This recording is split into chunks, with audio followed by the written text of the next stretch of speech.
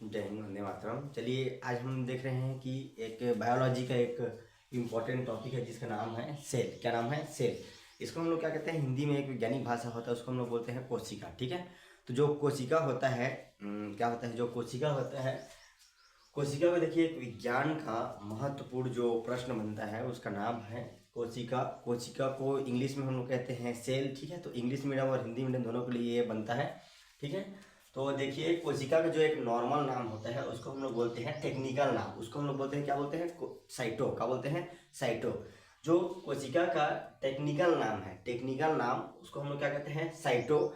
और कोशिका का जो अध्ययन होता है वो कहलाता है साइटोलॉजी। क्या कहलाता है? साइटोलॉजी। कोशिका का देखिए जो एक टेक्निकल नाम है वो क्या हो गया? साइटो। तो साइटो मतलब जो कोशिका का अध्ययन होता है, क्या होता है? अध्ययन। जैसे हम लोग कुछ भी चीज़ जैसे देखते हैं, मान लो हम क्या बोलते हैं, जैसे कुछ भी हो गया है ना, तो उसका एक नाम होता है, कैटेगरी होता है, क्लासिफिकेशन, उसमें हम लोग बोलते हैं। तो वैसे हो गया कोशिका का अध्ययन, क्या कहलाएगा? साइटोलॉजी। और जो कोशिका है उसके खोज करता है, मतलब समझिए, कोशिका को सबसे पहले कोशिका शब्द जिसने दिया वो खोज करता है। कोशिका के खोज करता क्या नाम है? रॉबर्ट हुक है। तो रॉबर्ट हुक ने क्या किया है? मृत कोशिका का खोज किया है। किसका खोज किया है? मृत कोशिका। तो रॉबर्ट हुक एक ऐसे वैज्ञानिक है जिन्होंने मृत कोशिका का खोज किसने किया? तो रॉबर्ट हुक ने किया। और देखेंगे तो जो जीवित कोशिका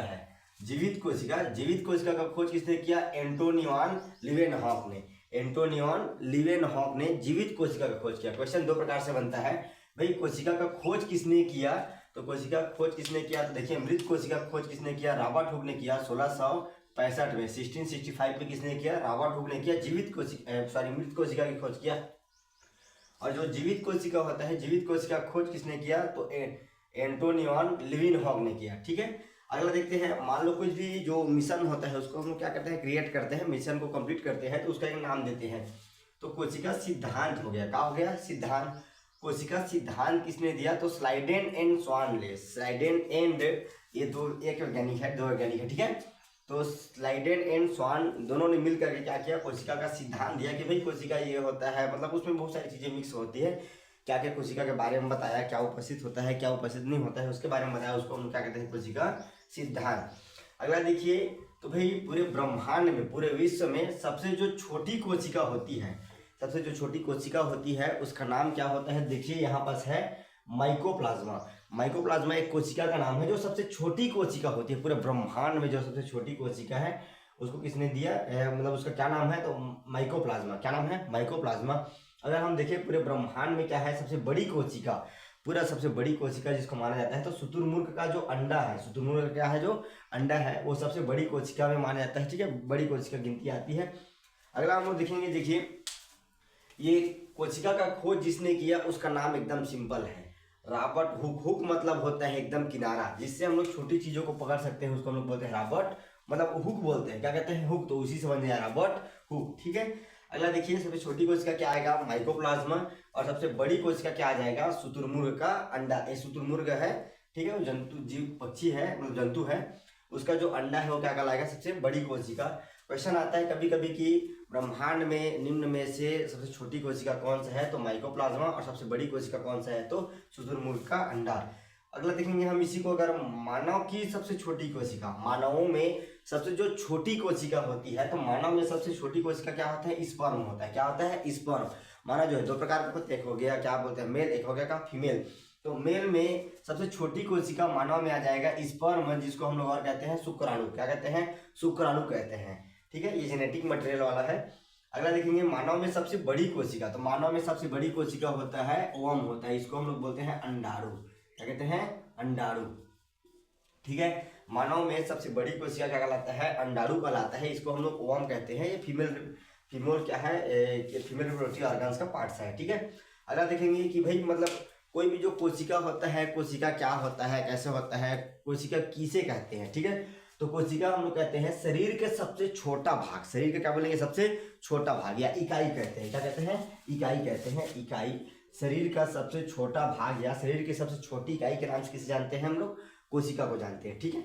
मान लो जैसे मैं बोलूँ हम लोग का बॉडी है, ठीक है, मेरे बॉडी का अगर छोटा सा भी टुकड़ा अगर निकल जाएगा कहीं मान लो खरोच वरोच आने से निकल गया तो वो क्या कहलाएगा, कोशिका कहलाएगा। क्या कहलाएगा, कोशिका। जैसे मान लो एक घर बनता है तो घर का सबसे छोटा इकाई क्या कहलाएगा, ईटा कहलाएगा, रेत कहलाएगा, ठीक है, सीमेंट कहलाएगा। तो सबसे छोटा इकाई, वैसे ही हमारा शरीर बना है तो शरीर में का सबसे छोटा वाला भाग, अगर मान लो मैं नाखून का एक टुकड़ा भी ले लूंगा तो क्या कहलाएगा, कोशिका कहलाएगा। बट नाखून का टुकड़ा क्या है, एक मृत कोशिका है, क्या कहलाएगा, डेड सेल कहलाएगा, ठीक है। डेड सेल का खोज तो आपको पता है रॉबर्ट हुक ने किया। तो उसी में देखेंगे कि भाई कोशिका जो है सबसे पहले बनता है, सेल, ठीक है, कोशिका पहले बनता है। अगर मैं बहुत सारा कोशिका को मिला लूँ, मान लो मैं ये हो गया कोई भी एक इंसान का ये हो गया शरीर हो गया, इसका छोटा सा भाग ले लूंगा तो कहलाएगा सेल। अगर मैं ऐसे ऐसे सेल को बहुत सारे को मिलाते जाऊंगा तो क्या कहलाएगा, ऊतक कहलाएगा। क्या कहलाएगा, ऊतक। मतलब कोशिकाओं के समूह को हम लोग क्या कहते हैं, ऊतक कहते हैं। कोशिकाओं के समूह को ऊतक कहते हैं। और ऊतक, बहुत सारे ऊतक को मैं मिला लिया, बहुत सारे ऊतक को, जैसे ये ऊतक हो गया, ये ऊतक हो गया, ये ऊतक हो गया, तो क्या बन जाएगा, वो अंग बन जाएगा। क्या बन जाएगा, अंग। अगर मैं बहुत सारे अंग को मिला लूँ, मान लो ये हो गया हाथ हो गया, पैर हो गया, और इधर क्या है, हेड हो गया, मुंडी हो गया, आंख हो गया, कान हो गया, नाक हो गया, सबको अगर मैं मिला लूँ तो क्या कहलाएगा, अंग तंत्र। क्या कहलाएगा, अंग तंत्र। अगर मैं सभी अंग तंत्र को एक साथ मिला लूंगा तो क्या बन जाएगा, पूरे एक मेच्योर शरीर का क्या बन जाएगा, निर्माण हो जाएगा। कहने का मतलब है सबसे पहले बनता है तो सेल बनता है, सेल के बाद क्या बनेगा, सेल मिक्स को क्या करेंगे, सेल को अगर मैं मिक्स करता हूँ तो क्या बन जाएगा, टिश्यूज। अगर टिश्यूज को मैं मिक्स करूंगा तो बन जाएगा ऑर्गन, और बहुत सारे ऑर्गन्स को, अंगों को मिला लेंगे तो बन जाएगा ऑर्गन सिस्टम। अगर बहुत सारे ऑर्गन सिस्टम को मिला लूँ तो मैं बन जाएगा वो बॉडी, मेच्योर बॉडी का निर्माण होता है, ठीक है। अगला देखिए, हम आपको बता रहे हैं कि कोशिका होता कितने प्रकार का है। तो कोशिका मूल कितने प्रकार के होते हैं, दो प्रकार के होते हैं। एक का नाम है पादप कोशिका, एक का नाम है जंतु कोशिका। पादप कोशिका मतलब प्लांट सेल हो गया, और जंतु कोशिका मतलब हो गया एनिमल सेल। जो सेल है वो देखिए जंतुओं में भी पाया जाता है और पादपों में भी पाया जाता है, ठीक है। पादप मतलब हो गया पौधा, पौधा और क्या है, जंतु। दोनों क्या है, पहले जीवित है, दोनों क्या है, जीवित है। जीव कितने प्रकार के होते हैं, दो प्रकार के होते हैं, ठीक है। पादप और जंतु मतलब प्लांट एंड एनिमल में क्या अंतर है, तो प्लांट अगर जो खाली क्या कर रहा है, मूवमेंट कर रहा है, ऐसा हिल डुल रहा है, वो क्या कहलाएगा आपका, खाली पादप कहलाएगा, प्लांट सेल कहलाएगा। जंतु क्या कहलाएगा, जंतु मतलब लोको, चल सकता है, जिसमें क्या है, चलने की प्रवृत्ति होती है, जैसे कि बकरी हो गया, कुत्ता हो गया, इंसान हो गया। अगर इसमें चलने की प्रवृत्ति है तो वो क्या कहलाएगा, सेल कहलाएगा, ठीक है। सेल कहलाएगा मतलब जंतु सेल कहलाएगा, मतलब एनिमल सेल, ठीक है। देख लीजिए एक बार, ठीक है, और स्क्रीनशॉट वगैरह लेना होगा तो आगे देखते हैं उसी टॉपिक में। देखिए हम लोग पढ़ रहे थे ना कि एक मुख्य जो चीजें होती हैं, क्या नाम है उसका, कोशिका। कोशिका के बारे में आगे हम लोग देख रहे थे ना। कोशिका जो कितने प्रकार के होते हैं आपको दिखाए थे। एक प्रकार का होता है पादप कोशिका, मतलब प्लांट सेल हो गया। एक हो गया आपका जंतु कोशिका, जंतु कोशिका मतलब एनिमल सेल, ठीक है। तो अगला देखेंगे हम कि मान लो कोई भी जो कोशिका होता है, कोशिका के क्या क्या मूल भाग होते हैं, क्या क्या उसमें चीजें पाए जाते हैं जो उसको मिलकर के पूरा कार्य क्या करते हैं, पूर्ण करते हैं, उसको हम लोग बोलेंगे क्या क्या उसमें पाया जाता है, ठीक है। तो पहले आप देखेंगे कोशिका कितने प्रकार के होते हैं, दो प्रकार के होते हैं। पादप कोशिका हो गया, जंतु कोशिका हो गया, ठीक है, plant cell and animal cell. तो चलिए देखते हैं एक एक करके। भाई देखिए, पादप कोशिका मतलब पौधा वाला, ठीक है। पौधे और जंतु में खाली एक अंतर है कि पौधे जो है अपना भोजन स्वयं बनाते हैं, मतलब ये होता है स्वपोषी। और जंतु जो होता है वो अपना भोजन स्वयं नहीं बनाते हैं, किसी दूसरे पर निर्भर होते हैं, मतलब ये होता है परपोषी, ठीक है। पादप और जंतु में खाली यही डिफरेंट है। और एक और बताएं, देखिए पादप क्या है, अपना वो क्या बोलते हैं, एक जगह से दूसरे जगह जा नहीं सकते, और एनिमल क्या होते हैं, एक जगह से दूसरे जगह जा सकते हैं। एक और चीज बता रहे हैं, पौधे जो है देखिए दोनों में क्या है, सेम है, इसमें भी वृद्धि होता है, इसमें भी वृद्धि होता है। ऐसा कुछ चीजें आपको बेसिक पता चलेगा, हमारे यूट्यूब में मिल जाएगा, ठीक है। तो पौधों में मतलब पादप कोशिका में क्या क्या चीजें पाई जाती है, तो पादप कोशिका में पाया जाता है कोशिका झिल्ली। क्या पाया जाता है, कोशिका झिल्ली। मान लो ये हो गया हमारा एक कोशिका हो गया, क्या हो गया, एक हमारा कोशिका। तो इसके बाहर में क्या पाया जाएगा, कोशिका झिल्ली। जैसे बताइए, आप कभी बाजार जाते हैं तो बाजार में हम कुछ भी जो सब्जी लेते हैं, क्या जनरल स्टोर जाएंगे तो कुछ भी उसमें सामान लेंगे तो फिर उसको हम लोग क्या भरते हैं, झिल्ली में भरते हैं। किसमें भरते हैं, झिल्ली में। मतलब अब एक गाँव में बोलते हैं क्या, पन्नी बोल देते हैं, ठीक है। तो पन्नी में भरेंगे। भाई देखो आलू ले लिए उसी में डाल देंगे, है मिर्ची ले लेंगे उसी में डाल देंगे, तो वो थैला होता है। तो जनरल स्टोर जाएंगे तो झिल्ली होता है, ठीक है। तो वैसे ही कोशिका के पूरा बाहरी आवरण में, जिसमें आपका, अब इसमें आलू मुरई थोड़ी भराया गया ना, आलू मरीज जो है आपके जनरल स्टोर में भराएगा। तो कोशिका झिल्ली, तो कोशिका झिल्ली में जो भी ये भाग पाया जा रहा है उसके अंदर में पाया जाएगा। तो बाहरी जो लेयर रहेगा वो क्या करेगा, कोशिका झिल्ली।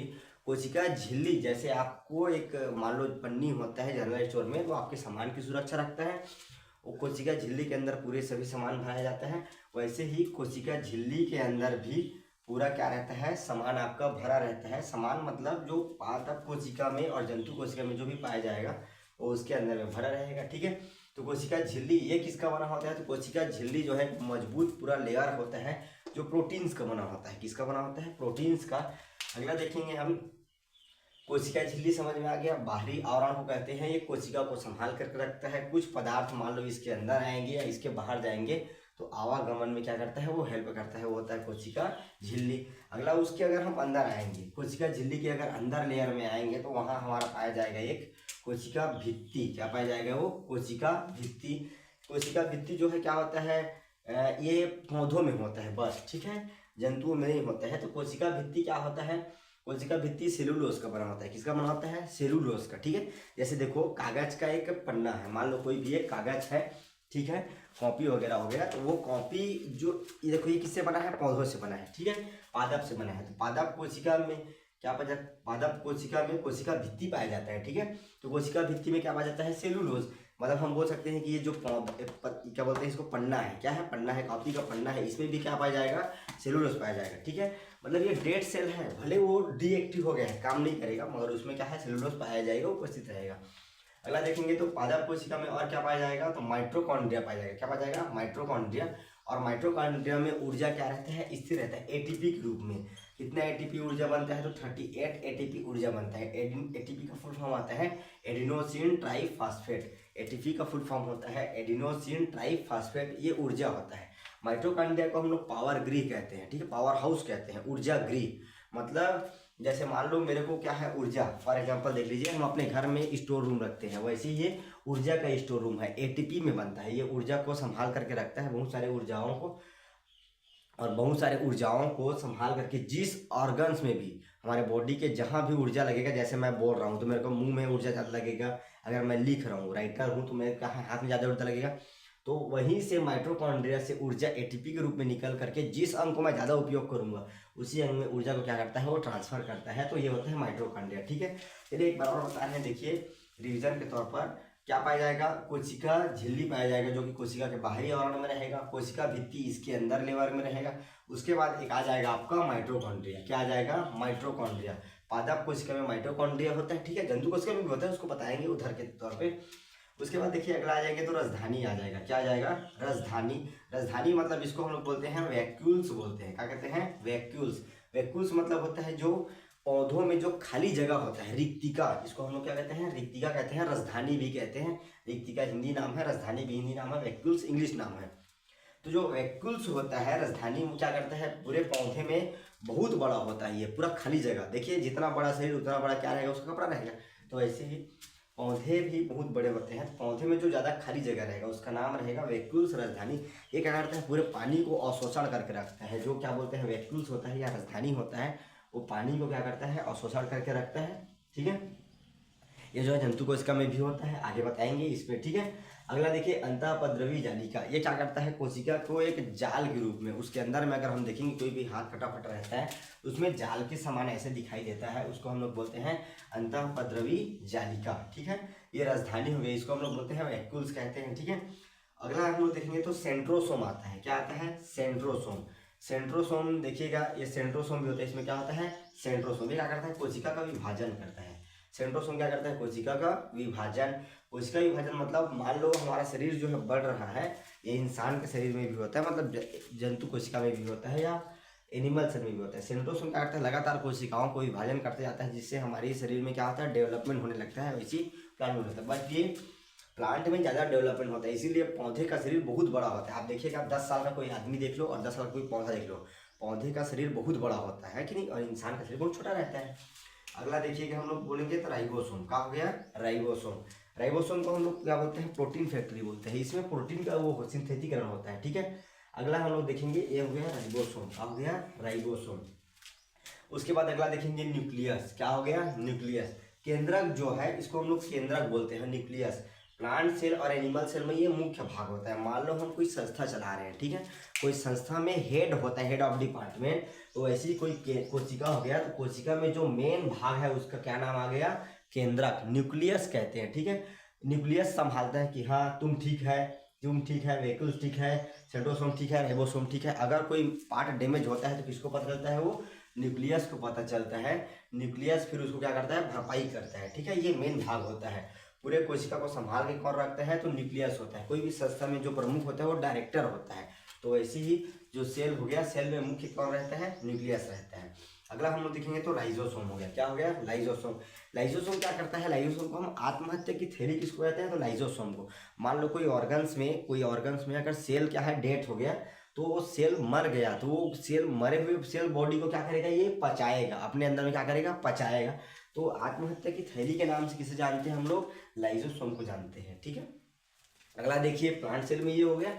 जंतु कोशिका में भी यही सब चीज होता है, क्योंकि प्लांट और जंतु, एनिमल मतलब पादप कोशिका, जंतु कोशिका दोनों सेम है, बस इसमें कुछ चीजों का अंतर होता है, ठीक है। देखिए क्या होता है, पादप कोशिका में देखिए कोशिका झिल्ली पाया जाएगा। हमारे शरीर में भी मान लो कहीं खरोच आ जाता है छोटा सा, तो खरोच आ जाने से उसके ऊपर लेयर में पतला सा पन्नी जैसा होता है, उसको हम लोग क्या कहते हैं, कोशिका झिल्ली कहते हैं। एनिमल सेल में माइटोकॉन्ड्रिया भी पाया जाता है। माइटोकॉन्ड्रिया मतलब ऊर्जागिरी कहते हैं, पावर हाउस कहते हैं। माइटोकॉन्ड्रिया के बाद आगे देखेंगे तो गाल्जी बॉडी होता है। क्या होता है, गाल्जी बॉडी होता है, जो कि एनिमल सेल में मुख्य रूप से प्रेजेंट होता है। अगला देखेंगे राजधानी। राजधानी मतलब होता है जो एनिमल सेल का भाग है। राजधानी मतलब आपको बताए हैं प्लांट सेल में भी होता है, ये वैक्यूल्स बोलते हैं। क्या बोलते हैं, वैक्यूल्स, ठीक है। वैक्यूल्स होता है, एक खाली जगह होता है, बट यही एनिमल सेल में छोटा सा होता है। वैक्यूल्स क्या होता है, एकदम छोटा सा रहेगा, और प्लांट सेल में बहुत बड़ा रहेगा, ठीक है। भाई जैसा शरीर वैसी क्या है, वो है, ठीक है, उसमें पाया जाएगा। अगर देखेंगे सेंट्रोसोम, तो सेंट्रोसोम मतलब इंसान के शरीर में पाया जाता है, मतलब एनिमल सेल में पाया जाता है। और सेंट्रोसोम क्या करता है, लगातार कोशिका को विभाजन करते जाता है। जैसे हमारे उम्र बढ़ती जाती है, वैसे ही कोशिका का विभाजन होते जाता है, और वैसे सेंट्रोसोम काम करने लगता है। अगला देखें तो अंतःपद्रवी जालिका, ये भी एनिमल सेल में पाया जाता है। राइबोसोम, राइबोसोम आपको पता है, इसको प्रोटीन फैक्ट्रीज बोलते हैं। केंद्रक पता है, केंद्रक क्या होता है, वो इंसान के में ही पाया जाता है। बट इंसान का पूरा शरीर जो है केंद्रक के बाद किससे होता है, ब्रेन से कंप्लीट वो होता है, क्या बोलते हैं उसको, सपोर्ट करता है, ठीक है, मतलब ब्रेन उसको संभाल सकता है। मगर ये मुख्य भाग, कोशिका का मुख्य भाग जो है न्यूक्लियस है, बट इंसान के शरीर को पूरा कंट्रोल कौन करता है, ब्रेन करता है, ठीक है। अगला देखेंगे तो लाइसोसोम। लाइसोसोम भी इसमें भी है। भाई हम जब देखिए डेली हम क्या करते हैं, नहाते हैं, तो हमारे शरीर में क्या होता है, मैल निकलता है। वो मैल नहीं है, मैल क्या है, डेड सेल है, ठीक है। जब हम लोग नहाते हैं तो क्या है, वो डेड से बाहर आता है। बट इंसान लोग क्या करते हैं, गांव के जो महिलाएं होती हैं वो एकदम रगड़े जा रहे हैं, खपरा पत्थरों को पकड़ कर क्या कर रहे हैं, रगड़ते जाते हैं, तो उसे क्या है, कभी कभी देखना ऐसा लाल हो जाता है, ठीक है। ऐसे कोशिका जो है मरने लगता है, मरने लगता है, फिर क्या हो जाता है, डेड सेल हो गया, ठीक है। कंटिन्यू अगर हम 2 दिन से नहीं नहाएंगे तो हमारे बॉडी में बहुत सारा डेड सेल जम जाता है, और डेड सेल जमने से क्या हो जाता है, वो हमारे शरीर में जब भी हम नहाते हैं या हाथ की धुलाई करते हैं तो उससे क्या है, बाहर आ जाता है, ठीक है। तो बोलते हैं कि ये तुम खौरा गया है, 6 दिन से नहाया नहीं है, इसलिए तुम्हारे शरीर में बहुत सारा मैल हो गया, ठीक है। कोशिका के बारे में देखिए, एक प्रमुख चीज ये है कि भाई कोशिका में कौन कौन सा भाग होता है। इसमें एक और होता है, साइटोसोम होता है। क्या होता है, कोशिका द्रव्य। एक मुख्य चीज जो होता है, क्या होता है, कोशिका द्रव्य पाया जाता है, कोशिका द्रव्य, ठीक है। कोशिका द्रव्य क्या करता है, कोशिका को पूरा गीला करके रखता है। आप देखना जब भी हम लोग क्या होता है, कभी खरोच वगैरह आ जाता है या चोट आ जाता है, कभी रगड़ा जाता है हाथ पैर, तो उसमें पतला सा पहले खून निकलने से पहले एक पानी निकलता है, लिक्विड निकलता है, तो उसी को हम लोग कहते हैं कोशिका द्रव्य। कोशिका द्रव्य के कारण ही जो क्या बोलते हैं, जंतु कोशिका हो गया, पादप कोशिका हो गया, दोनों क्या रहता है, गीला रहता है, और इसी कारण वो जीवित रहता है। तो कोशिका के बारे में पूरा समझ में आ गया होगा। अगर आपको जो भी चीज़ें इसमें समझ में नहीं आया होगा तो उसके बारे में आप हमको कमेंट कीजिए, आपको पूरा डिटेल से समझाया जाएगा, ठीक है। जय हिंद, धन्यवाद।